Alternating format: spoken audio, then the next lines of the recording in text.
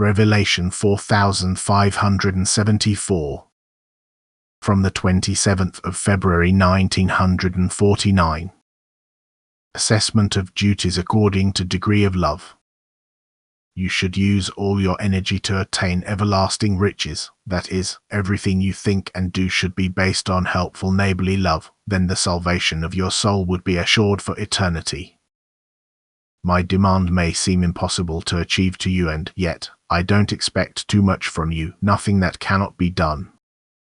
However, consider the fact that your daily fulfillment of duty can be understood differently, that you can do your duty without the slightest feeling of love for your neighbor, thus you are of service to him as a matter of duty, but that you can also carry out every action by being inwardly impelled through love, and that these actions, although they are also daily duties, are assessed differently by me and raise your maturity of soul. Love is everything, it values every action. Consequently, a person can be ever so dutiful due to his correct nature, yet without love they will only be actions of the body which I only reward in a worldly sense, but which do not gain him spiritual wealth, for this entirely depends on the degree of love with which these duties are being accomplished. Thus you could gain so much more if you used all your energy of life for active neighborly love, so that everything you do is motivated by the will to help where your help is needed.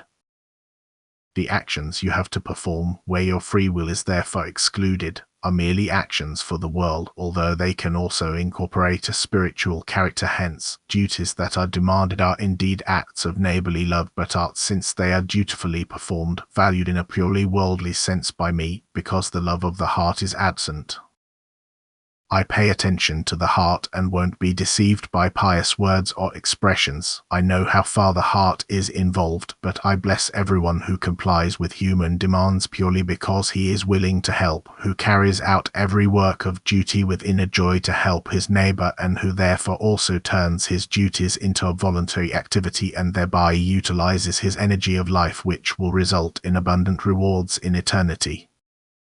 For he truly gathers spiritual possessions on earth and will not enter the spiritual kingdom poverty-stricken, but full of strength. He will also be able to work over there wherever his love impels him, whereas even the most hard-working person on earth will stand at the gate of death without strength and in a poor state because he only worked for the world, because helpful neighborly love never impelled him to be active on earth, but he only ever fulfilled his worldly obligations, admittedly by diligently fulfilling his duty, but only because he had to and not voluntarily.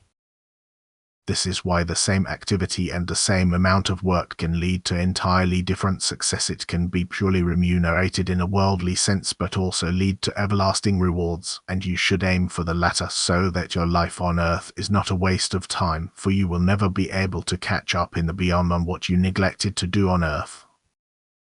Amen.